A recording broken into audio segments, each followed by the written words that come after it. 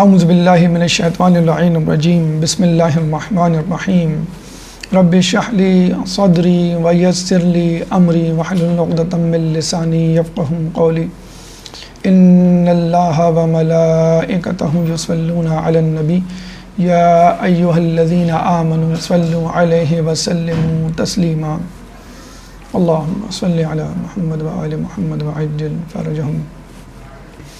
بحث لفظ شیعہ اور اس سے متعلق دلائل ہمارا موضوع سخن ہے۔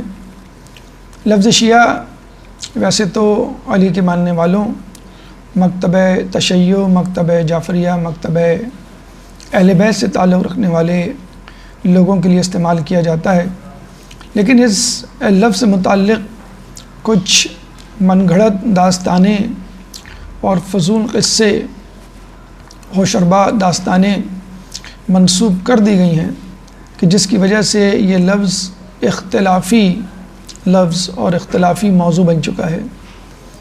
آج ہم اس سلسلے میں آپ کے سامنے قرآن و حدیث، تاریخ، علماء اعلام کے موقف اور ان کا تجزیہ پیش کرنے جا رہے ہیں تاکہ لوگوں کے ذہن میں موجود لفظ شیعہ سے متعلق شکوک و شبہات کو دور کیا جا سکے۔ اس سلسلے میں ہم مندرجہ ذیل مراحل سخن سے گزریں گے۔ سب سے پہلے لفظ شیعہ کے معنی، لغوی معنی اور اصطلاحی معنی۔ اس کے بعد قرآن میں لفظ شیعہ کن معنوں میں استعمال ہوا ہے، صحیح، برے یا کسی اور انداز سے۔ احادیث میں لفظ شیعہ کیا موجود ہے، اگر موجود ہے تو کس انداز سے، اور اس کے بارے میں کیا وعید یا کیا خوشخبری وارد ہوئی ہے۔ خود لفظ سنی یا لفظ اہل سنت کہاں سے وارد ہوا، اس کا اوریجن کیا ہے اور اس کا تاریخی پس منظر، ہسٹوریکل بیک گراؤنڈ کیا ہے۔ پھر درجہ بندی اس حوالے سے کہ لفظ شیعہ، لفظ سنی اور اس سے متعلق مربوط ملتی جلتی مشابہ اصطلاحات کیا معنی رکھتی ہیں، ان کا تاریخی پس منظر کیا ہے، اور سب سے آخر میں کلام آخر۔ آئیے ہم اپنی گفتگو کے پہلے مرحلے یعنی معنی کی طرف چلتے ہیں۔ لفظ شیعہ کے کیا معنی ہیں؟ جیسے کہ آپ کو معلوم ہے کہ کسی بھی لفظ کے دو معنی ہوا کرتے ہیں، لغوی اور اصطلاحی۔ لغوی یعنی ڈکشنری کے حساب سے اصل میں وہ لفظ کیا تھا اور اس کے معنی کیا تھے۔ پھر اس کے بعد اصطلاحی، عرفی یا شرعی معنی کہ بعد میں اس لفظ کو کن لوگوں نے اور کس مقصد کے لیے استعمال کیا، اور عام لوگوں میں یہ لفظ کیا معنی رکھتا ہے۔ پہلے لغوی معنی یعنی ڈکشنری میں اس لفظ کے کیا معنی بتلائے گئے ہیں۔ لفظ شیعہ کے حروف اصلی 3 ہیں، شین، یا، عین، اور اگر ہم اس کا فعل بنائیں، فعل ماضی شیعہ، جس کا مطلب ہوا پیروی کی، اور لفظ شیعتن جس کو اردو میں بولا جاتا ہے شیعہ، یا شیعتن مصدر ہے جس کا مطلب ہے پیروی کرنا۔ مختلف دعاؤں میں اور عام بول چال میں یہ لفظ استعمال ہوتا ہے مختلف انداز سے، جیسے کہ زیارت عاشور میں ہم پڑھتے ہیں اللہم عن العصابۃ التی جہدت الحسین وشایعت وبایعت وتابعت علی قتلہ اللہم لعنہم جمیعا، کہ اللہ لعنت کر اس جماعت پر کہ جس نے امام حسین کے خلاف جنگ کی، وشایعت پیروی کی، وبایعت بیعت کی، وتابعت متابعت کی، اتباع کی، علی قتل ان کے قتل پر، اللہم لعنہم جمیعا، ان تمام لوگوں پر شایعت، بایعت، متابعت کرنے والوں پر اپنی لعنت بھیج۔ تو شایعت پیروی کرنا، یعنی ایک گروہ نے آپس میں مل کر کسی خاص نظریے، کسی شخص کی پیروی کی، بیعت کی، اتباع کی، اور پھر امام حسین علیہ السلام کے خلاف بغاوت کی، جنگ کی۔ اسی طرح لفظ ہم استعمال کرتے ہیں تشیع جنازہ یا تشیع جنازہ، یعنی پیچھے چلنا۔ جنازے کے ساتھ ساتھ جو لوگ چل رہے ہوتے ہیں، جہاں جہاں جنازہ جا رہا ہوتا ہے وہاں وہاں لوگ اس کے پیچھے پیچھے تدفین کے لیے چلتے ہیں، اس کو ہم کہتے ہیں تشیع جنازہ۔ اس لفظ شیعہ کو مختلف ڈکشنریز میں کم و بیش ایک ہی معنی کے ساتھ پیش کیا گیا ہے۔ سب سے پہلے القاموس المحیط جلد نمبر 3 صفحہ نمبر 47 کلمہ شیعہ سے متعلق لکھا ہے کہ شیعۃ الرجل اتباعہ و انصارہ الفرقۃ علی حدۃ، کہ شیعہ وہ لوگ ہیں کہ جو اتباع کرتے ہیں، مدد کرتے ہیں، اور الفرقۃ علی حدۃ، ایک فرقے پر بھی اس کا اطلاق ہوتا ہے۔ یعنی ویسے تو لفظ شیعہ اتباع کرنے والوں، مدد کرنے والوں کو کہا جاتا ہے۔ اس کے علاوہ ہمارے معاشرے میں ایک فرقہ اپنے آپ کو شیعہ کہتا ہے اور لفظ شیعہ اس پر تطبیق کیا جاتا ہے۔ لسان العرب جلد نمبر 1 صفحہ نمبر 55 کلمہ شیعہ کے متعلق لکھا ہے القوم الذین یجتمعون علی الامر وکل قوم اجتمعوا علی امر فهم شیعۃ وکل قوم امرهم واحد یتبع بعضهم رایا بعض فهم شیعۃ، قوم کہ جو مجتمع ہو جائے کسی امر پہ، اور ہر وہ قوم جو جمع ہو جائے کسی کام میں، اس کو ہم شیعہ کہتے ہیں۔ وَكُلُّ قَوْمٍ أَمْرَهُمْ وَاحِدٌ، اور ہر وہ قوم جو کسی کام میں واحد یکتا ہو جائے، جمع ہو جائے، يَتَّبِعُ بَعْضُهُمْ رَأْيَ بَعْضٍ، اور اس میں سے کچھ لوگوں کی پیروی کریں، فَهُمْ شِيعَةٌ، ان کو شیعہ کہا جاتا ہے۔ یعنی ان کا کام، ان کا مقصد، ان کا ہدف، ان کا ارادہ ایک ہوتا ہے اور وہ ایک دوسرے کی اتباع کر رہے ہوتے ہیں۔ معجم المقایس اللغت صفحہ نمبر 545 کلمہ شیعہ کے متعلق لکھا ہے الشین والیاء والعین اصلان یدل احدہما علی المعاضدۃ ومصاعفۃ والی آخر علی بث واشادۃ والشیعۃ الانصار والاعوان۔ شین، یا اور عین یعنی شیعہ کی دو اصلیں ہیں، دو مفہوم ہیں۔ یدل احدہما علی المعاضدۃ ومصاعفۃ، ان میں سے ایک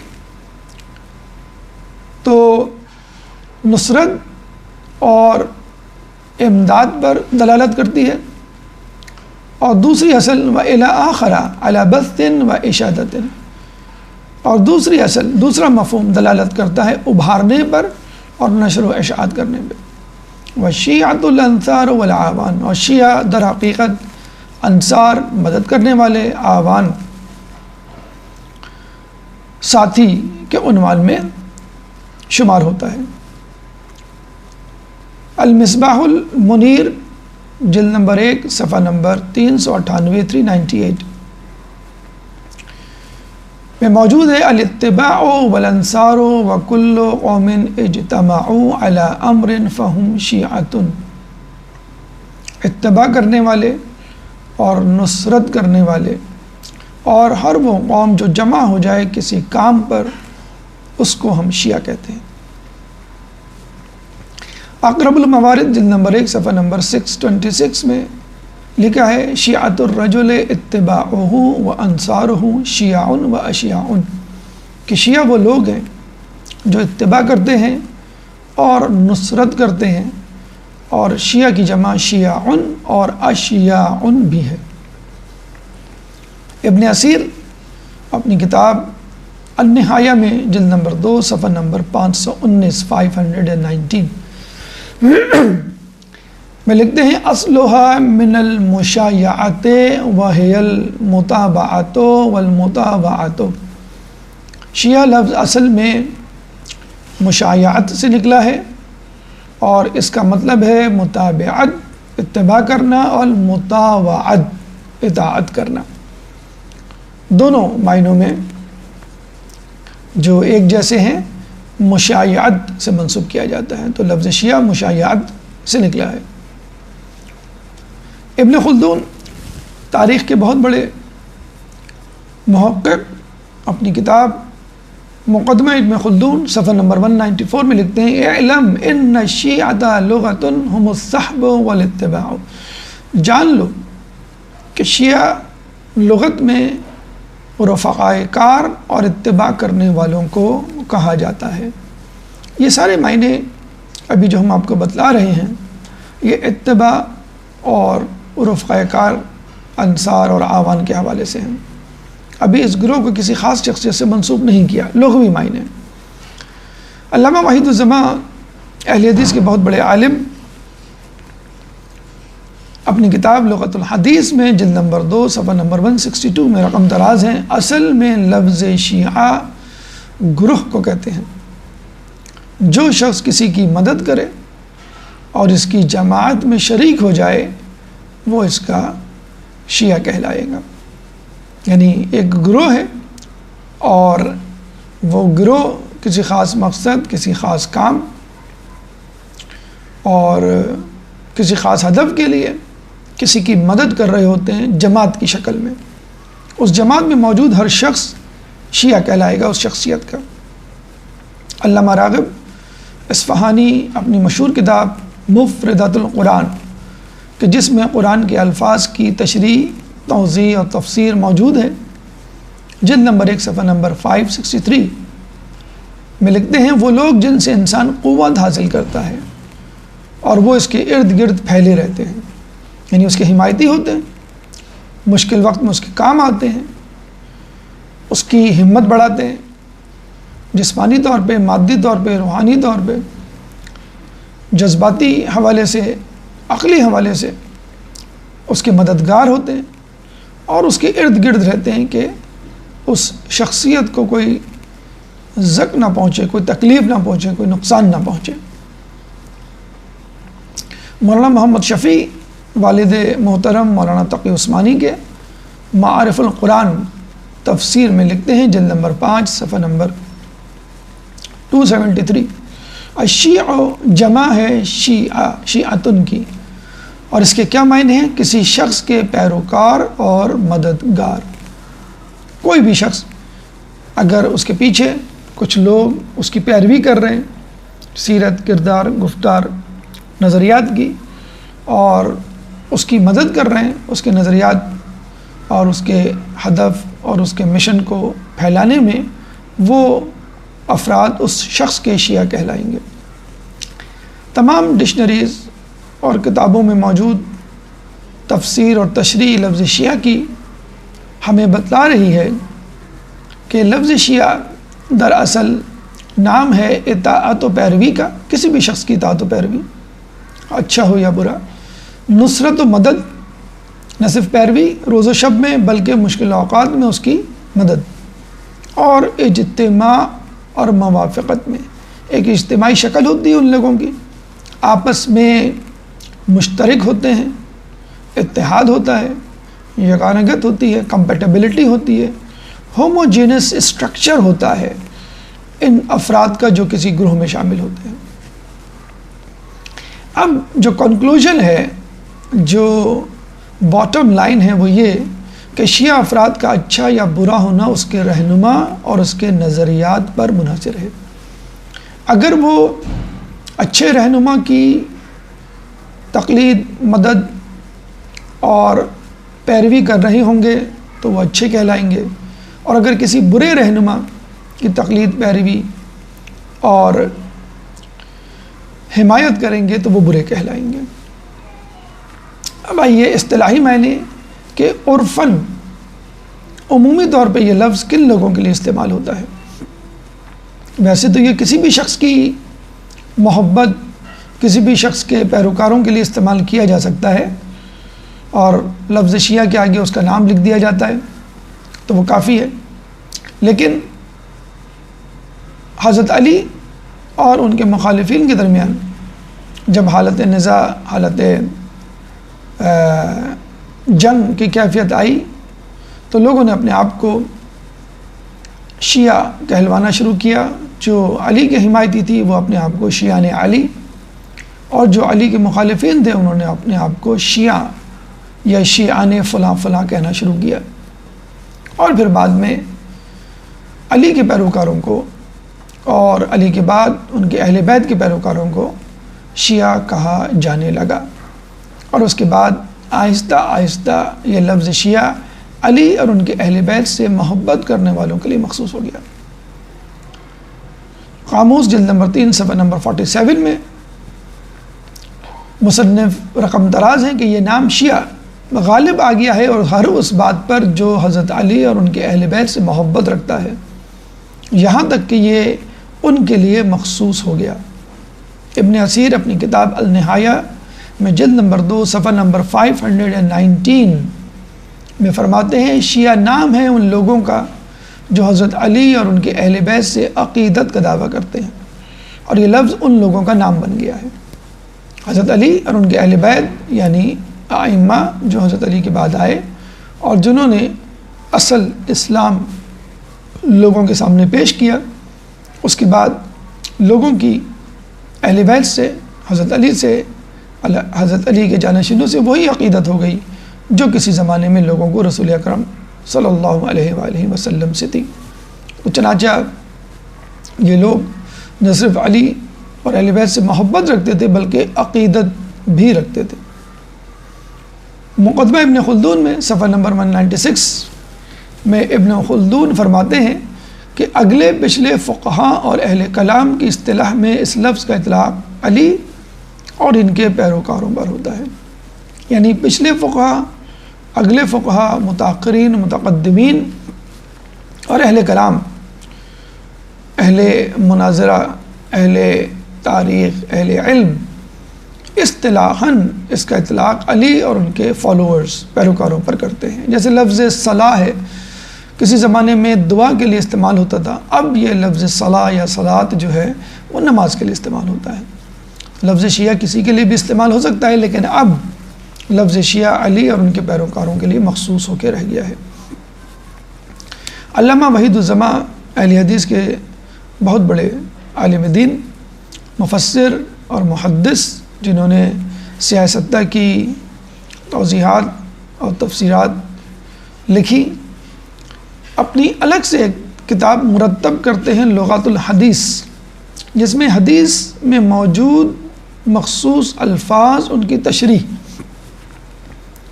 کو حقیقی پس منظر کے ساتھ اجاگر کرنے کی کوشش کرتے ہیں. جلد نمبر 2 صفحہ نمبر 162 میں فرماتے ہیں اصل میں شیعہ گروہ کو کہتے ہیں.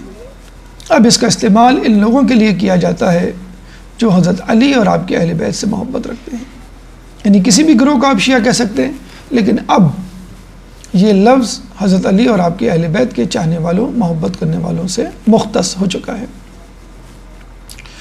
تو لغوی معنی پیروکار، محبت کرنے والے، چاہنے والے، مددگار، انصار، اور اصطلاحی معنوں میں شیعہ کا مطلب ہے علی اور اہل بیت کے ماننے والے، چاہنے والے، پیروی کرنے والے، عقیدت مند، ان کے مددگار، انصار و اعوان. اب یہ اہم سوال کہ کیا لفظ شیعہ قرآن میں بھی آیا ہے؟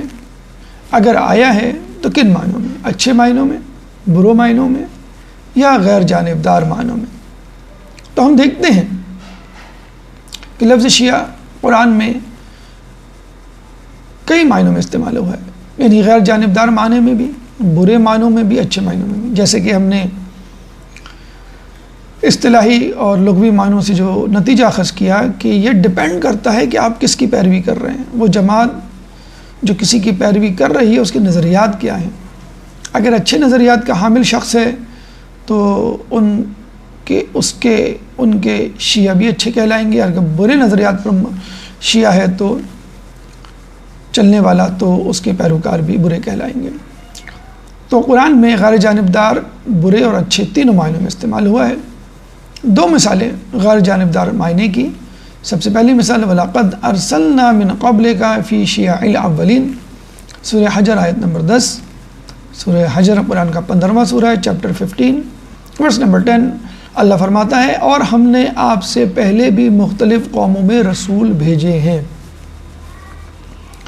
اب وہ قومیں کیسی تھیں ڈپینڈ کرتا ہے کہ ان قوموں نے اپنے رسولوں کو خوش آمدید کہا یا نہیں، ان کی باتوں پر عمل کیا یا نہیں، یا ان قوموں میں کچھ لوگوں نے کیا کچھ لوگوں نے نہیں کیا۔ تو بحیثیت مجموعی اچھے برے تمام لوگ قوم ہی کہلائیں گے۔ پھر اس میں آگے چل کے فیصلہ ہوگا کون اچھا شیعہ ہے کون برا شیعہ ہے۔ ایک اور مثال ثم لننزعن من كل شیعة ایہم اشد علی الرحمن عتیا، سورہ مریم آیت نمبر 69۔ سورہ مریم قرآن کا 19واں سورہ ہے۔ اللہ فرماتا ہے پھر ہر گروہ سے ایسے افراد کو الگ کریں گے جو رحمان کے حق میں زیادہ نافرمان تھے۔ یعنی اللہ تعالیٰ نے انبیاء بھیجے، انہوں نے اللہ کی توحید کو، اللہ کی کتاب کی شریعت کو پھیلایا۔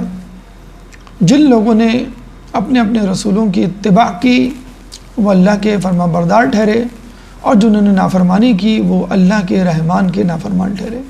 تو اللہ تعالیٰ قیامت کے دن ان لوگوں کو الگ کر دے گا جو نافرمان تھے، تاکہ ان کو ان کے کیے کی سزا دے سکے۔ تو یہ بھی غیر جانبدار الفاظ ہیں۔ کسی بھی قوم میں سے اللہ تعالیٰ چنے گا، منتخب کرے گا اور اچھے برے لوگوں کو الگ الگ کرے گا۔ تو من حیث المجموعی جو لوگ ہیں وہ شیعہ، وہ گروہ شیعہ کہلائے گا برے معنی میں۔ اللہ فرماتا ہے ان الذین فرقوا دینہم وکانوا شیعا لست منہم فی شیء، سورہ انعام آیت نمبر 159۔ سورہ انعام قرآن کا 6واں سورہ ہے، چیپٹر 6 ورس نمبر 159۔ اللہ فرماتا ہے کہ جن لوگوں نے اپنے دین میں تفرقہ پیدا کیا اور ٹکڑے ٹکڑے ہو گئے، ان سے آپ کا کوئی تعلق نہیں۔ وَكَانُوا شِيَعًا، وہ ٹکڑے ٹکڑے ہو گئے، منتشر ہو گئے، منحرف ہو گئے، اور اصل راہ صراط مستقیم سے ہٹ کر اپنی الگ جماعت، اپنا الگ گروہ بنا بیٹھے۔ تو یہ وہ لوگ ہیں جو حق سے کٹ گئے اور ٹکڑے ٹکڑے ہو گئے، اور خود انہوں نے اپنے آپ کو ٹکڑے ٹکڑے کیا، یعنی شیعاً گروہ در گروہ کیا۔ ایک جگہ خدا فرماتا ہے وَحِيلَ بَيْنَهُمْ وَبَيْنَ مَا يَشْتَهُونَ كَمَا فُعِلَ بِأَشْيَاعِهِمْ مِنْ قَبْلِ، سورہ سبا آیت نمبر 54۔ سورہ سبا قرآن کا 34واں سورہ ہے، چیپٹر 34 ورس نمبر 54۔ اور اب تو ان کے اور ان چیزوں کے درمیان جن کی یہ خواہش رکھتے ہیں پردے حائل کر دیے گئے ہیں، جس طرح ان کے پہلے والوں کے ساتھ کیا گیا تھا۔ یعنی جن لوگوں نے اپنے نفس کی پیروی کی، اپنے خواہشات کو مکمل کیا اور اللہ کی باتوں کو جھٹلایا، رسول کا انکار کیا، تو ایسے لوگوں کو اللہ تعالیٰ نے اپنے سے دور کر دیا ہے اور اپنے اور ان کے درمیان پردوں کو کھڑا کر دیا ہے تاکہ وہ خدا تک نہ پہنچے۔ ما یشتہون، جنہوں نے اپنی خواہشوں کو پورا کیا ان پہ چلے۔ کما فعل باشیاءہم، اشیاءہم یہاں پہ جمع کا صیغہ ہے شیعہ کا، کہ جس طرح پہلے کے لوگوں نے اپنی خواہشات کی تکمیل میں خدا کے رسول کا انکار کیا۔ تو یہ برے لوگوں کے بارے میں تذکرہ اس آیت میں بے اشیاءہم۔ تو آپ نے دیکھا اللہ تعالیٰ اس لفظ کو اچھے برے دونوں معنی میں استعمال کرتا ہے، غیر جانبدار الفاظ میں بھی۔ غیر جانبدار اور برے الفاظوں کی دو مثالیں آپ کے سامنے پیش کی۔ اب اچھے معنی کے لیے دو مثالیں، وَإِنَّ مِن شِيعَتِهِ لَإِبْرَاهِيمَ اور یقیناً نوح علیہ السلام ہی کے پیروکاروں میں سے ابراہیم علیہ السلام بھی تھے۔ یعنی اللہ تعالیٰ اس آیت کے ٹکڑے سے پہلے مختلف انبیاء کا تذکرہ کر رہا ہے کہ جن کو اللہ نے اپنے پیغام کو پھیلانے کے لیے اس دنیا میں بھیجا، اور پھر آخر میں ابراہیم کا تذکرہ کرتے ہوئے کہتا ہے کہ ابراہیم بھی اسی گروہ میں شامل ہیں، من شیعتہ، یعنی اس سے پہلے، اور اس سے پہلے جو نام تھا وہ نوح علیہ السلام کا نام تھا۔ تو ابراہیم علیہ السلام، نوح علیہ السلام جیسے گروہ میں شامل تھے، انہی کے پیروکار تھے، اور یہ تمام انبیاء اللہ کے بھیجے ہوئے منتخب اور نیک انبیاء اور صالحین افراد تھے۔ ایک اور مثال، وجد فیہا رجلین یقتتلان ھذا من شیعتہ وھذا من عدوہ، سورہ قصص آیت نمبر 15، سورہ قصص قرآن کا 28واں سورہ ہے، چیپٹر 28 ورس نمبر 15 میں اللہ فرماتا ہے ایک دن ان کے اور جب انہوں نے وجد فیہا رجلین یقتتلان، جب انہوں نے دیکھا کہ دو افراد ایک دوسرے کو مار رہے ہیں، قتل کرنے کے در پہ ہیں، تو ھذا من شیعتہ، ان میں سے ایک ان کے دوستوں میں سے تھا، وھذا من عدوہ، اور ایک ان کے دشمنوں میں سے تھا۔ یعنی موسیٰ علیہ السلام جب بازار سے گزر رہے تھے تو انہوں نے دیکھا دو افراد لڑ رہے ہیں، ایک ان میں سے موسیٰ علیہ السلام کا ماننے والا تھا، ان کا پیروکار تھا، اور ایک فرعون کا پیروکار تھا، یعنی ایک ان میں سے اچھا تھا، ایک ان میں سے برا تھا۔ تو ایک موسیٰ علیہ السلام کا شیعہ تھا اور ایک ان کا دشمن۔ تو یہاں پہ شیعہ اچھے معنوں میں یعنی موسیٰ علیہ السلام کے دوستوں میں سے کے حوالے سے استعمال ہوا ہے، اور دوسرا شخص عدو یعنی دشمن تھا، یعنی عدو کے مقابلے میں شیعہ، دشمن کے مقابلے میں دوست، یعنی لفظ شیعہ استعمال ہوا ہے۔ تو آپ نے دیکھا کہ قرآن میں بھی لفظ شیعہ لفظ تینوں معنوں میں استعمال ہوا ہے، اچھے، برے اور غیر جانبدار۔ چنانچہ ہم یہ کہہ سکتے ہیں کہ لفظ شیعہ خود اچھا یا برا نہیں، اہم بات یہ ہے کہ اس کا تعلق کس گروہ یا رہنما سے ہے۔ اگر وہ گروہ یا رہنما، وہ شخصیت اچھی ہے، جیسے موسیٰ علیہ السلام کی مثال، ابراہیم علیہ السلام کی مثال اور نوح علیہ السلام وغیرہ کی مثال، تو وہ شخص، وہ گروہ اچھا کہلائے گا۔ اور اگر اس کا تعلق برے لوگوں سے ہے، جیسے فرعون، جیسے شیطان، جیسے یزید، ابو جہل، ان لوگوں کا ماننے والا برا شیعہ کہلائے گا۔ اب آئیے احادیث کی طرف کہ کیا احادیث میں بھی لفظ شیعہ استعمال ہوا ہے؟ اگر استعمال ہوا ہے تو اللہ کے رسول نے اس لفظ کی کیا تشریح پیش کی ہے، اس لفظ کو کس شخصیت سے منسوب کیا ہے، اور اس لفظ پر منطبق ہونے والے لوگوں کو کیا خوشخبری دی ہے۔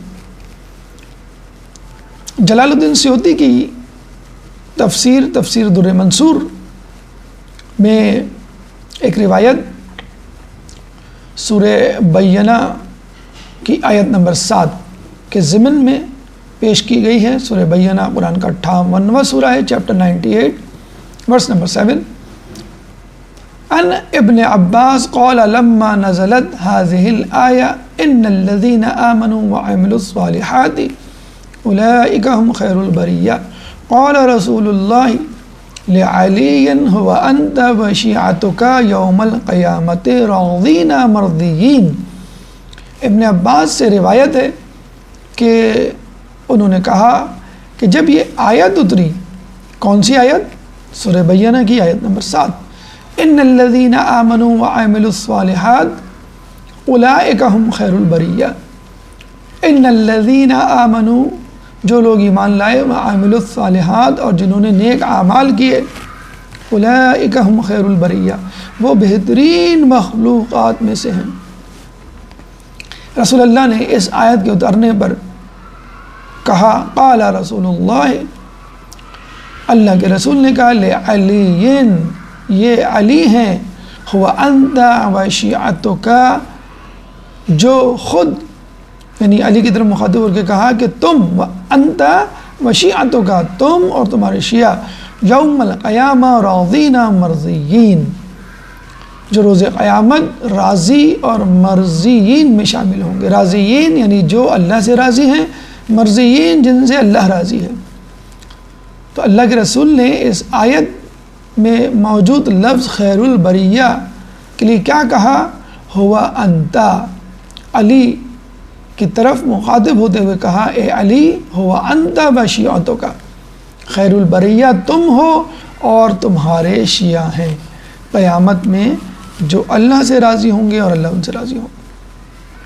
اسی طرح تاریخ ابن عساکر صفحہ نمبر 442، مناقب فصل نمبر 9 صفحہ نمبر 62، سیوطی میں فصل نمبر 17 اور صفحہ نمبر 186 میں ایک اور روایت ہمیں ملتی ہے جس کے مطابق عن جابر بن عبداللہ قال كنا عند النبي فأقبل علي فقال النبي والذي نفسي بيده إن هذا وشيعته فهم الفائزون يوم القيامة ونزلت إن الذين آمنوا وعملوا الصالحات أولئك هم خير البرية۔ عن جابر بن عبداللہ، جابر بن عبداللہ سے روایت ہے، قال كنا عند النبي، وہ کہتے ہیں انہوں نے کہا کہ ہم رسول کی محفل میں بیٹھے ہوئے تھے، فاقبل علی، علی نمودار ہوئے، داخل ہوئے، سامنے آئے، فقال النبی، تو اللہ کے رسول نے کہا، والذی نفسی بیدہ، اس کی قسم کی جس کے ہاتھ میں میری جان ہے، میری زندگی ہے، ان ھذا وشیعتہ هم الفائزون، ان ھذا، یہ علی کی طرف اشارہ کر کے کہا، یہ یعنی علی و شیعتہ اور اس کے شیعہ، فہم الفائزون، کامیاب ہوں گے۔ کب؟ یوم القیامت، قیامت کے دن، ونزلت، اور پھر یہ آیت اتری، یعنی جیسے ہی اللہ کے رسول نے یہ الفاظ ادا کیے ویسے ہی آیت اتری۔ ان الفاظ کی تصحیح اور تصدیق میں، ان الذین آمنوا وعملوا الصالحات اولئک هم خیر البریہ، کہ بے شک وہ لوگ جنہوں نے جو ایمان لائے، جنہوں نے نیک اعمال کیے، وہی خیر البریہ، بہترین مخلوق ہیں۔ علی، اللہ کے رسول نے بشارت دی علی کو کہ علی تم اور تمہارے شیعہ کامیاب ہوں گے قیامت کے دن۔ اور جب اللہ کے رسول نے اپنا جملہ مکمل کیا، خدا نے تصدیق موقف رسول، تصدیق خوشخبری رسول کے ضمن میں اس آیت کو پیش کیا کہ یہی لوگ یعنی علی اور ان کے شیعہ خیر البریہ ہیں۔ الخوارزمی نے اپنی کتاب مناقب اور جلال الدین سیوطی نے در منصور میں حدیث کو نقل کیا ہے، عن علی قال علی رسول اللہ الم تسمع قول اللہ تعالی ان الذین آمنوا وعملوا الصالحات اولئک هم خیر البریہ انت وشیعتک وموعدکم الحوض اذا جئت الامم یوم القیامت تدعون غیر المحجلین۔ علی سے روایت ہے، قال، انہوں نے کہا، لی رسول اللہ، مجھ سے رسول نے کہا۔ علی سے روایت ہے کہ مجھ سے لی رسول اللہ نے کہا، علم تسمع قول اللہ تعالی، کیا تم نے اللہ تعالیٰ کا یہ قول نہیں سنا؟ اور پھر اللہ کے رسول نے سورہ بینہ کی آیت پڑھی، ان الذین آمنوا وعملوا الصالحات اولئک هم خیر البریہ، کہ وہ لوگ جو ایمان لائے اور جو نیک اعمال، جنہوں نے نیک اعمال کیے، اولئک هم خیر البریہ، وہی خیر البریہ ہیں۔ اور پھر علی کی طرف مخاطب ہو کے کہا، انت وشیعتک، تم اور تمہارے شیعہ جن کے لیے وعدہ ہے موعدکم الحوض، حوض کوثر کا، اذا جئت الامم، امم یوم القیامہ، کہ جب تمام امت کو کھڑا کیا جائے گا، بلایا جائے گا، تو دعونا غیر محجلین، غیر المحجلین، کہ تم کو اس وقت پکارا جائے گا سفید خوبصورت چہرے والا اور نورانی ہاتھوں والا، یعنی علی اور ان کے شیعہ کے لیے جنت اور جنت کی نعمتوں یعنی حوض کوثر کا وعدہ ہے کہ جب وہاں پہ وہ جمع ہوں گے تو علی کو خوبصورت نورانی چہرے ہاتھوں والا کہہ کے پکارا جائے گا۔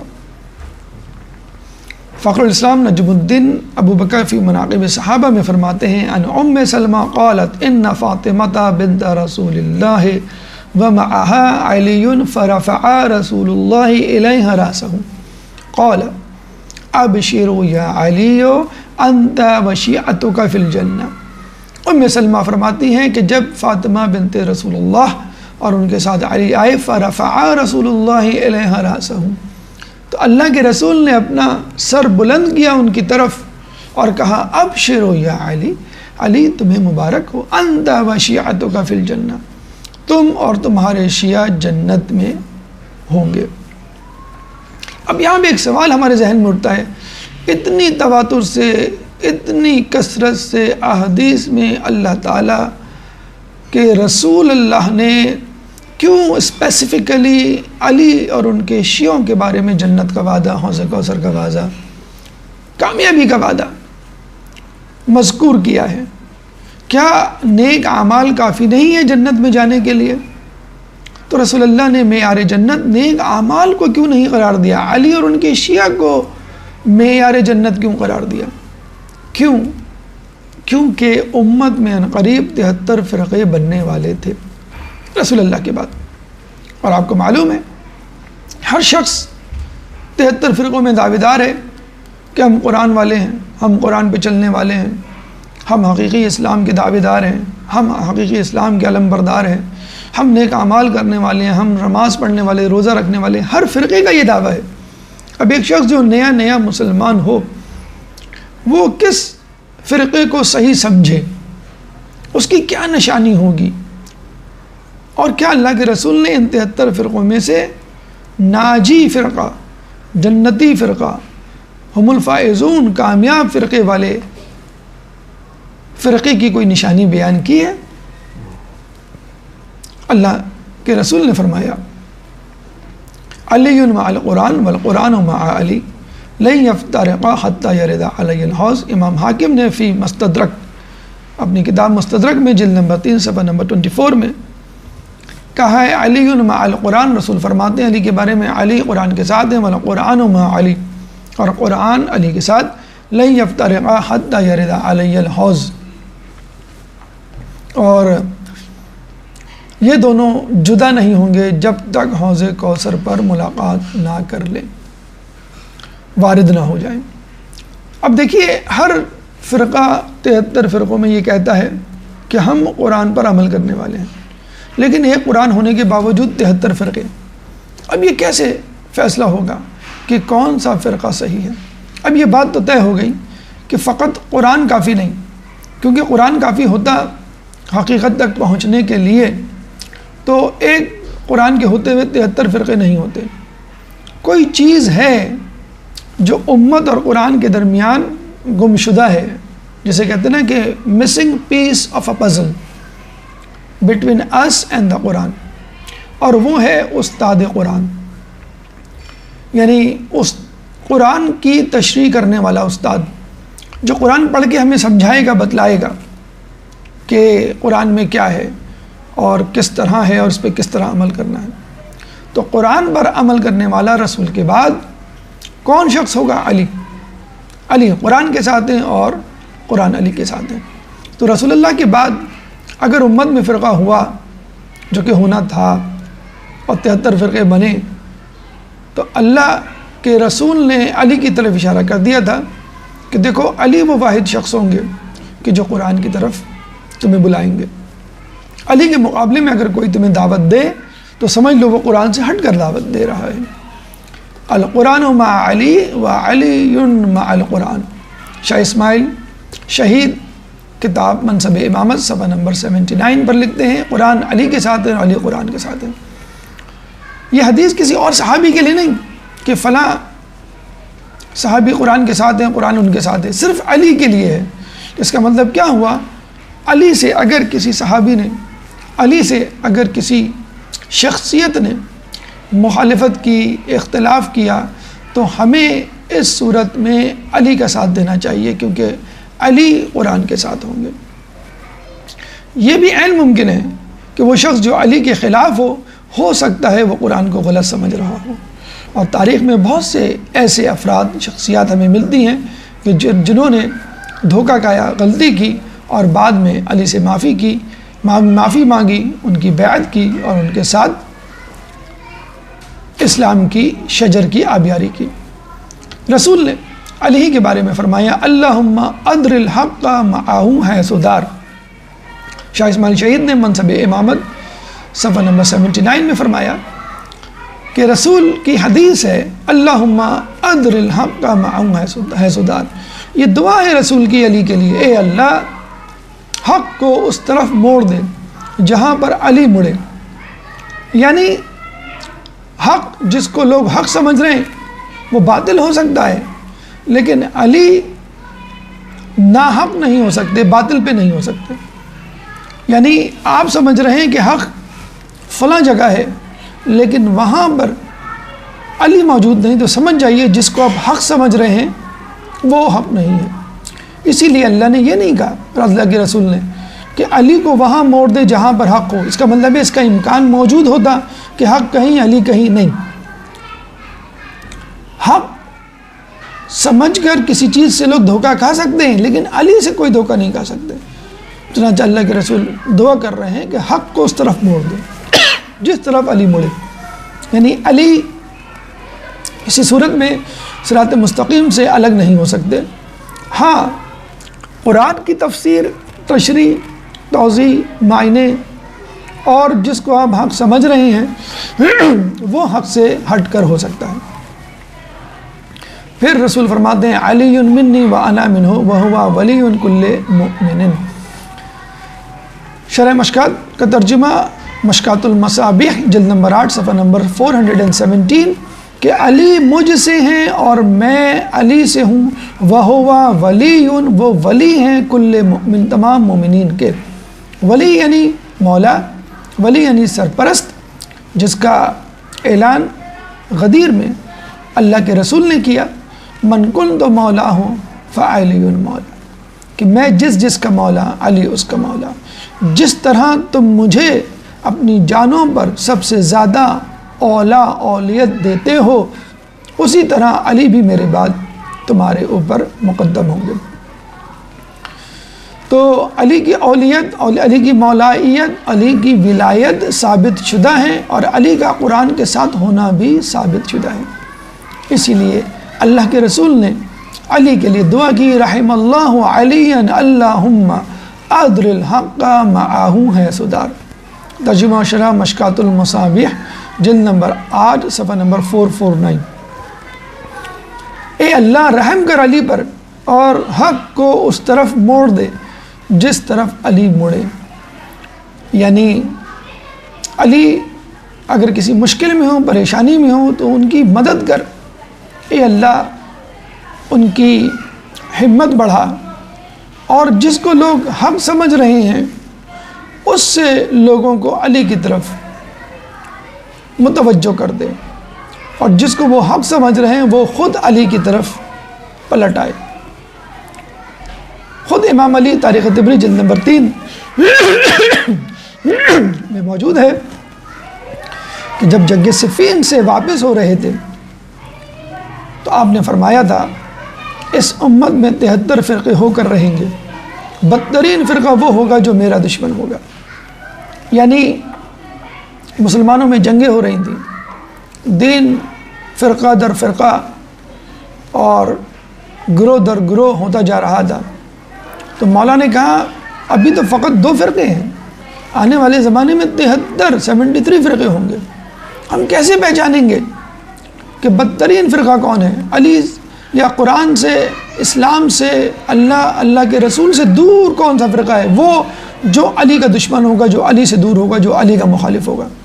اب اس موقف کو علی کے الٹا کر دیجئے کہ بہترین فرقہ وہ ہوگا جو میرا دوست ہوگا، یعنی جو شخص علی کا دوست ہوگا وہ بہترین فرقے میں شامل ہوگا، اور جو علی کا دشمن ہوگا وہ بدترین فرقے میں شامل ہوگا۔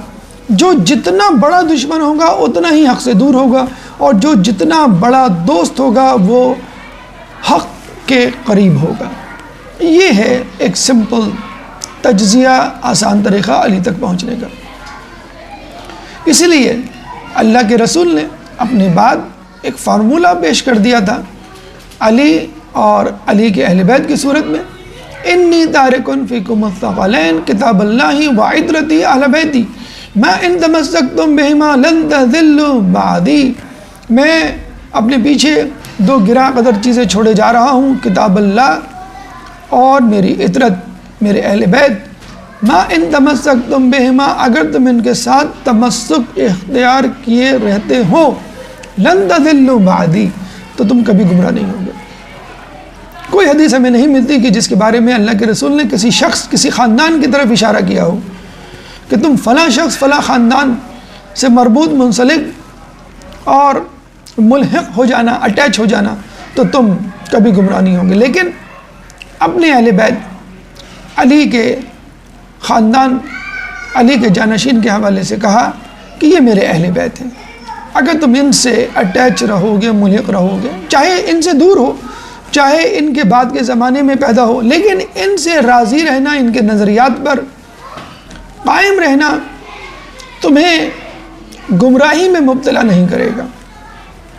تو علی اور علی کے اہل بیت وہ فرقہ ہے کہ جو بہترین فرقہ ہے، اور اسی فرقے کے لیے کہ جو اہل بیت سے اٹیچ ہوگا کہا گیا ہے کہ اے لوگوں آگاہ رہو، تم نے میرے اہل بیت کی مثال جناب نوح کی کشتی کی طرح ہے، جو اس میں سوار ہو گیا نجات پا گیا، اور جو اس سے پیچھے رہ گیا وہ ہلاک ہو گیا۔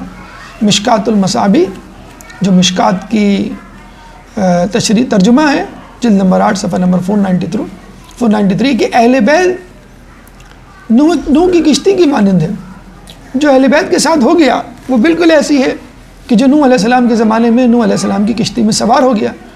جو سوار نہیں ہوا وہ نوح علیہ السلام کا نافرمان تھا، خدا کے عذاب، خدا کے طوفان میں بہہ گیا اور خدا کے غضب کا شکار ہوا۔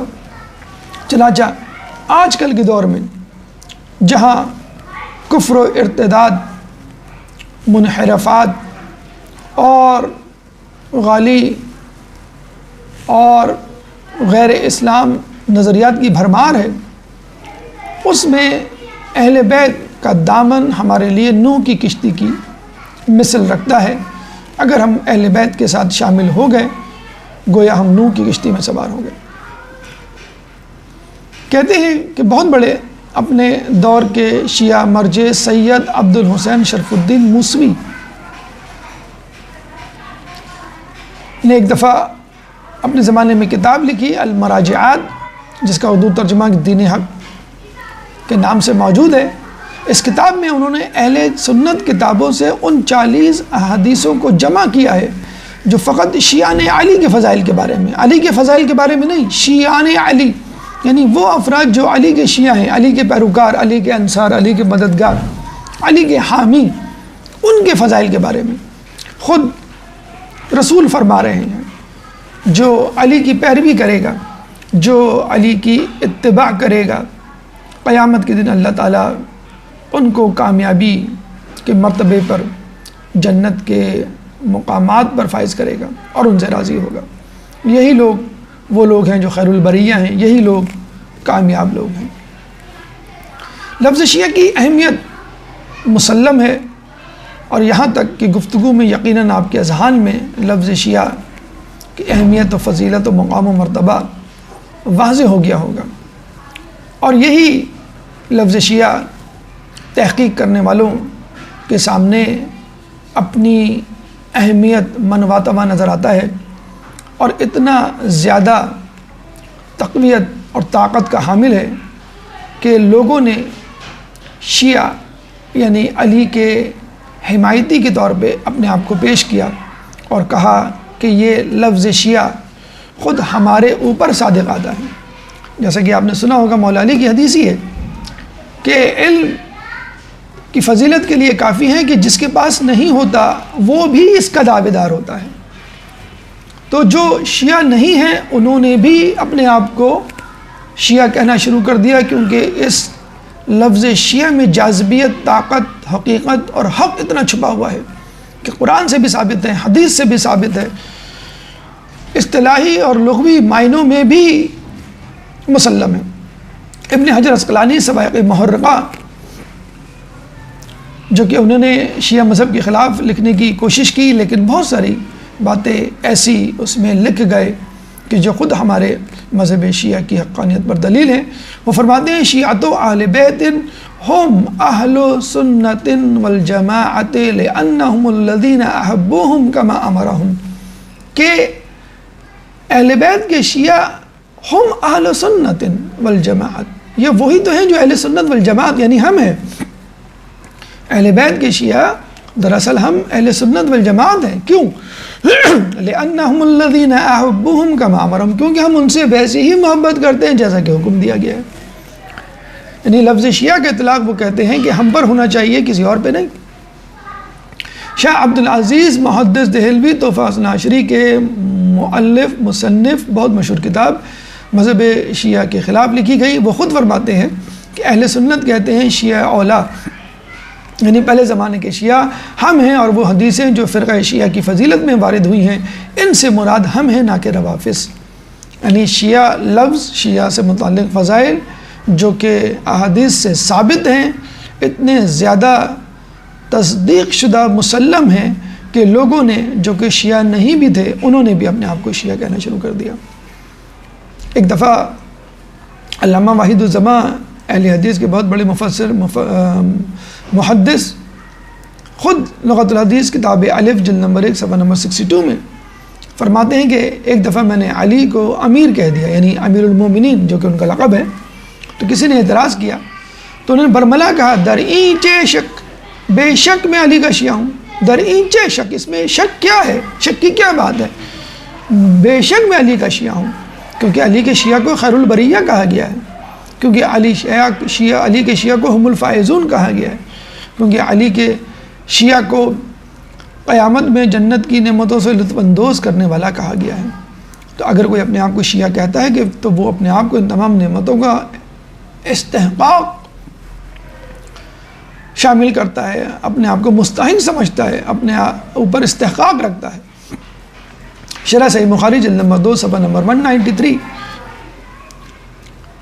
میں لکھتے ہیں علامہ وحید الزماں شرح صحیح بخاری میں، یا اللہ قیامت کے دن ہمارا حشر شیعان علی میں کر اور زندگی بھر ہم کو حضرت علی اور سب اہل بیت کی محبت پر قائم رکھ۔ یعنی علی کا شیعہ، علی کا ماننے والا، اہل بیت کا شیعہ، اہل بیت کا ماننے والا قیامت کے دن کامیاب ہوگا۔ اسی لیے وحید الزماں دعا کر رہے ہیں کہ ہم کو علی کے شیعوں میں شمار کر۔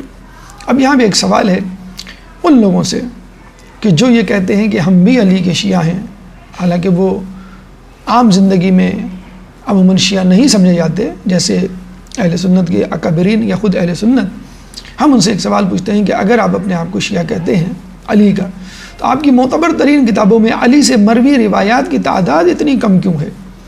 یعنی صحیح بخاری میں علی سے فقط 19 روایات لی گئیں، صحیح مسلم میں فقط 20، اور ان لوگوں سے ہزاروں روایات جو کہ اسلام 3 سال پہلے لائے رسول اللہ کی شہادت سے پہلے،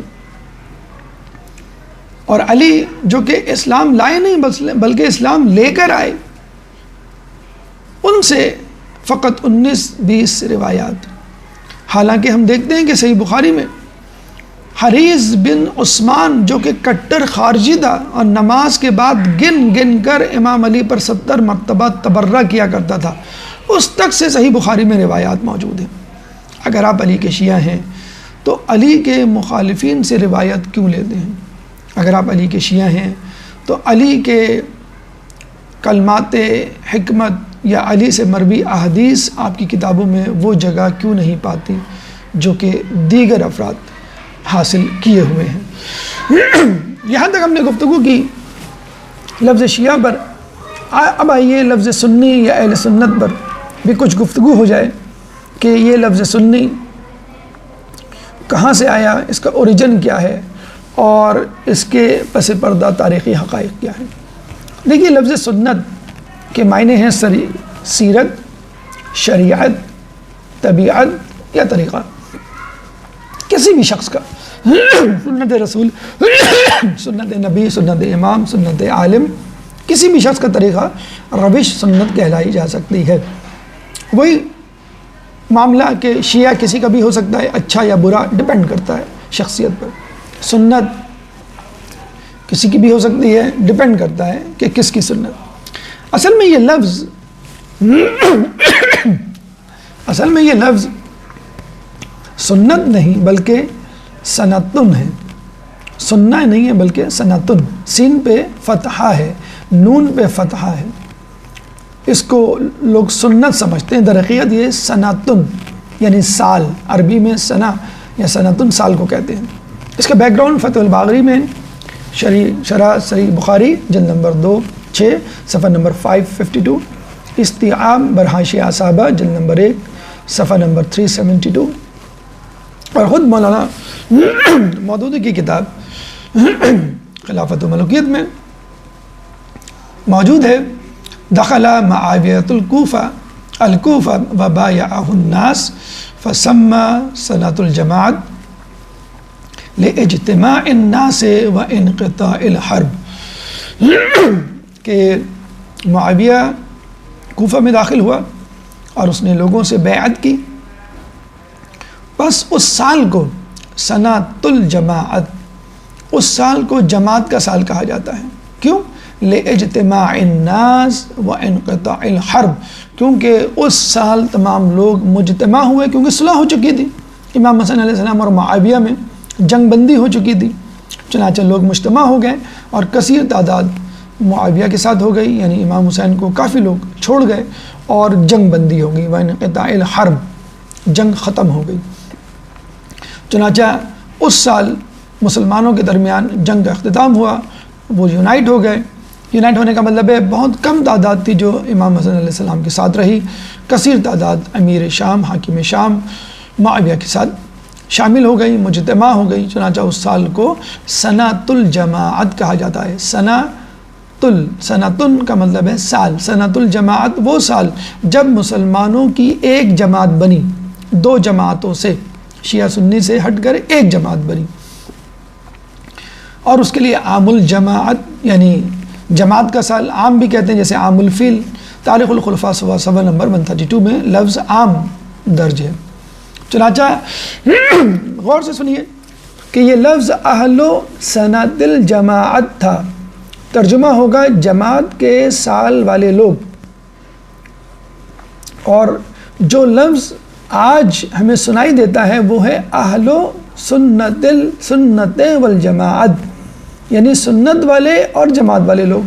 یہ لفظ تھا سنۃ الجماعت اور بن گیا سنت والجماعت. اور جب اردو میں یہ لفظ آیا تو بن گیا اہل سنت والجماعت. در حقیقت یہ سنت نہیں تھا، یہ سنتن تھا. یہ سنت والجماعت نہیں تھا بلکہ سنۃ الجماعت تھا، یعنی جماعت کے سال والے لوگ، جس کو سنت والجماعت بنا دیا گیا. اب آئیے علی کے دوست اور دشمن، علی سے قریب اور دور ہونے کے حوالے سے ایک درجہ بندی مختصر سی آپ کے سامنے، تاکہ جو کنفیوژن ہے وہ دور ہو جائیں. علی کو چاہنے والے فقط علی کو چاہنے والے نہیں بلکہ علی اور ان کے بعد آنے والے 11 امام کو بھی چاہنے والے ہیں. اور یہ وہ 12 امام ہیں جن کی تصدیق صحیح بخاری، صحیح مسلم اور دیگر کتابوں میں موجود ہے. اور یہ وہ لوگ ہیں جو حقیقی طور پہ علی اور علی کے اہل بیت کے چاہنے والے ہیں، جن کو ہم شیعہ اثنا عشری کہتے ہیں. جنہوں نے غلو کیا، انحراف کیا، اس کے بعد وہ شیعہ غیر اثنا عشری کہلائے، غالی کہلائے، نصیری کہلائے. اور جنہوں نے علی کو اپنا امام یا خلیفہ بلا فصل نہیں مانا، وہ اہل سنت والجماعت کہلائے. اور پھر جنہوں نے دشمنی کی وہ ناصبی کہلائے. اور بعد میں جنہوں نے کفر کیا وہ خارجی کہلائے. تو نصیری ان لوگوں کو کہا جاتا ہے کہ جو علی کو خدا مانتے ہیں، نعوذ باللہ. غالی علی کو رسول سے ملانے والے یا ان سے بڑھانے والے لوگوں کو. اسی طرح دیگر ائمہ میں جو غلو کرنے والے ہیں ان کو غالی کہا جاتا ہے. ان سے بھی ہمارا کوئی تعلق نہیں. شیعہ غیر اثنا عشری یہ کسی زمانے میں ہمارے ساتھ تھے، اب ہمارے ساتھ نہیں. یعنی انہوں نے علی کی حمایت کی، بعد میں علی کے جانشینوں کی حمایت نہیں کی. مثلا زیدیہ فرقے نے چوتھے امام سجاد علیہ السلام تک امامت کو تسلیم کیا، پھر اس کے بعد 5ویں امام باقر علیہ السلام کی امامت میں شک کیا اور ان کے بھائی جناب زید بن امام زین العابدین کو اپنا امام مان لیا، اور اسماعیلی جنہوں نے 6 امام تک حضرت امام جعفر علیہ السلام تک جو ہے امامت کو تسلیم کیا، اس کے بعد ان کے بڑے بیٹے یعنی جناب اسماعیل کو اپنا امام مانا، اور پھر یہ تقریباً 19ویں امام پر پھر ان کے درمیان جھگڑا ہوا، اور اسماعیلی سے ایک برانچ، ایک شاخ الگ ہوئی جس کو ہم بہری کہتے ہیں۔ تو شیعہ غیر اثنا عشری وہ لوگ ہیں جو 12 امامی شیعہ نہیں ہیں، لیکن کسی زمانے میں علی کے ماننے والے تھے یعنی شیعہ تھے۔ آج بھی لوگ دھوکہ کھا جاتے ہیں اور ان کو شیعہ سمجھ کر ان کے عقائد کو ہمارے اوپر چشمہ کرتے ہیں۔ زیدیہ فرقے کے بارے میں کچھ لوگ کہتے ہیں کہ یہ بھی شیعہ ہیں، شیعہ کی ایک برانچ ہے، تو ہمارا ان سے کوئی تعلق نہیں۔ بیشتر سنیوں کے عقائد زیدیوں کے عقیدے میں شامل ہیں، اور ہمارے نزدیک وہی شیعہ ہیں کہ جو اثنا عشری ہیں، یعنی 12 امامیہ شیعہ، 12 جانشین رسول اللہ کے، جو کہ صحیح بخاری صحیح مسلم میں جن کی تعداد مذکور ہے اور جن کے نام بھی ینابیع المودہ سید سلمان قندوزی کی کتاب میں لکھے ہوئے ہیں۔ تو شیعہ اثنا عشری دراصل 12 امامی شیعہ حقیقی شیعہ ہیں، جو کہ علی سے لے کے امام مہدی علیہ السلام ان کے آخری اور 12ویں امام پر یقین رکھتے ہیں۔ امام علی اور دوسری صورت میں 12 اماموں پر یقین رکھنے والے افراد شیعہ اثنا عشری ہیں، جن کو شیعہ امامیہ بھی کہا جاتا ہے، یہ ہی حقیقی شیعہ ہیں۔ اب وہ لوگ جنہوں نے علی کو امام نہیں مانا، علی کو بلا فصل خلیفہ نہیں مانا، عام صحابی کی طرح گردانا اور خلافت میں 4تھے نمبر پہ یا فضیلت میں 4تھے نمبر پہ رکھا، ان کو ہم اہل سنت والجماعت کہتے ہیں۔ اس سے بڑھ کر جو لوگ جنہوں نے دشمنی آگے کی اور جن کا ہم سے کوئی تعلق نہیں، وہ ہے ناصبی، علی اور اہل بیت کے دشمنوں کو حق پر سمجھنے والے، ان سے ہمارا کوئی تعلق نہیں۔ اہل سنت سے ہمارا اختلاف ہو سکتا ہے، لیکن ہمارے نزدیک وہ ہمارے برادران اسلام ہیں۔ خلافت اور امامت کے حوالے سے ہمارا اور ان کا اختلاف ہے، لیکن ہم ان کو اپنا بھائی، وہ ہمیں اپنا بھائی سمجھتے ہیں۔ لیکن ناصبی در حقیقت مولا علی اور امام حسین اور دیگر ائمہ کے دشمنوں کو مقدم کرتے ہیں اور کہتے ہیں کہ وہ حق پہ تھے، اہل بیت نہ حق پہ تھے، یعنی یزید کو امام حسین علیہ السلام کے مقابلے میں حق پر سمجھنا، ہمارا ان سے کوئی تعلق نہیں۔ خارجی آف کورس خود علی کے زمانے میں ان کو کافر قرار دیا گیا، کیونکہ یہ خود نعوذ باللہ علی کو کافر سمجھتے تھے، جن کے بارے میں رسول اللہ کی حدیث ہے کہ یہ دین سے اس طرح نکل جائیں گے جیسے تیر کمان سے نکلے گا۔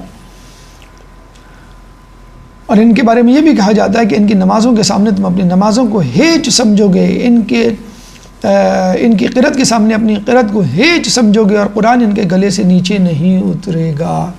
یہ ہیں خارجی۔ تو کوئی نمازیں پڑھ کے، قرآن پڑھ کے یہ نہ سمجھ لے کہ ہم جو ہیں اسلام میں شامل ہیں، کیونکہ یزید کے لشکر میں 3000 قرآن کے حافظ تھے اور ایسے پکے نمازی تھے کہ وہ کہا کرتے تھے کہ حسین کو جلدی قتل کرو، ہماری نماز عصر قضا ہو رہی ہے۔ تو نماز روزہ معیار نہیں ہے جنت میں جانے کا۔ ولایت علی اگر آپ کے پاس نہیں ہے، سمجھنے کے باوجود اگر کسی کو نہیں سمجھ میں آئی تو وہ ایک الگ بات، اس کا الگ سے امتحان لیا جائے گا جنت میں جانے سے پہلے، روز محشر، جو کہ ہماری حدیثوں میں اور واقعات میں درج ہے کہ جس کو ولایت علی سمجھ میں نہیں آئی اس کا الگ سے امتحان لیا جائے گا۔ لیکن وہ یہ نہیں کہہ سکتا کہ میں نماز روزے کے بلبوتے پر جنت میں جاؤں گا اور ولایت علی سے ہمارا کوئی تعلق نہیں۔ ایسا شخص جنت تو کیا جنت کی خوشبو بھی نہیں سونگھ سکتا، امام جعفر صادق علیہ السلام کی حدیث کے مطابق، حالانکہ جنت کی خوشبو 2000 سال سے آتی ہے۔ یہ ہے وہ کرونالوجیکل آرڈر، وہ ترتیب جو ہمیں مد نظر رکھنی چاہیے۔ شیعہ اثنا عشری نقطہ اعتدال، 12 اماموں پر یقین کرنے والے، جن کا اندیا، جن کی خبر رسول اللہ نے دی، اور اس کے بعد جو 12 پہ نہیں، 4 پہ یا 5 پہ یا 6 پہ یقین رکھتے ہیں یا 11 پہ، وہ شیعہ غیر اثنا عشری ہیں۔ اور جو غلو کرتے ہیں ان کو ہم غالی کہتے ہیں، اور جو علی کو خدا سے ملاتے ہیں ان کو نصیری کہتے ہیں۔ اس سے نیچے اہل سنت والجماعت جو علی کو بلا فصل خلیفہ نہیں مانتے، نہ امام، اور علی کو فضیلت کے اعتبار سے تیسرے نمبر پہ رکھتے ہیں۔ ناصبی جو علی کے مقابلے میں آنے والوں کو، ائمہ کے مقابلے میں آنے والوں کو حق پر سمجھتے ہیں، ان کو ناصبی کہتے ہیں، اور خارجی جو علی کو نعوذ باللہ کافر سے گردانتے ہیں۔ کلام آخر، خلاصہ کلام کے طور پہ ہم یہ کہیں گے کہ پہلی بات، شیعوں نے جو نام پسند کیا وہ ان کی ذاتی اختراع نہیں، بلکہ یہ نام خود پیغمبر صلی اللہ علیہ وآلہ وسلم کی زبانی انہیں عطا ہوا۔ دوسری بات، شیعوں کے فضائل کے بارے میں جو احادیث اہل سنت میں وارد ہوئی ہیں، ان کی صداقت کی سب سے بڑی دلیل یہ ہے کہ خود علماء اہل سنت نے اقرار کیا ہے کہ ہم ہی شیعہ ہیں۔ تیسری بات، 73 فرقوں میں کامیاب گروہ کی نشاندہی رسول اللہ نے اس طرح کی کہ وہ گروہ کے جس کے سربراہ امام علی ہوں گے۔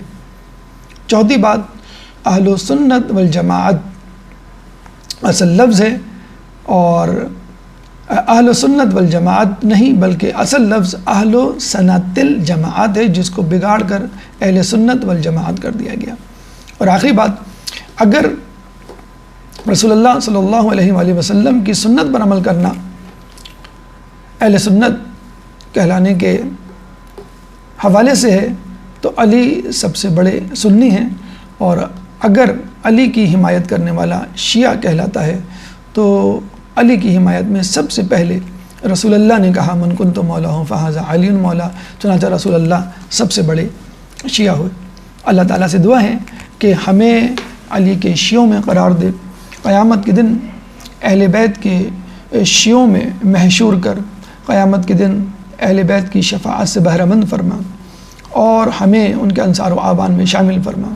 اللہ سے دعا ہے کہ جو پریشان حال ہیں ان کی پریشانی کو دور فرما، جو بے روزگار ہیں ان کو رزق حلال عطا فرما، جو رزق حلال کما رہے ہیں ان کے رزق حلال میں برکت عطا فرما، جو مقروض ہیں ان کے قرضوں کو ادا فرما، جو زندان میں ان کو رہائی عطا فرما، جو گمشدہ ہیں ان کو ان کے پیاروں سے ملا، جو سفر میں ہیں ان کو منزل تک پہنچا۔ دنیا میں جہاں جہاں مسلمان ظلم و ستم کا نشانہ بنے ہوئے ان سے ظلم و ستم کو دور فرما۔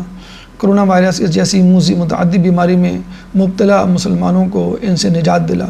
امام کے ظہور میں تعجیل فرما، ہمیں ان کے انصار و اعوان میں شامل فرما۔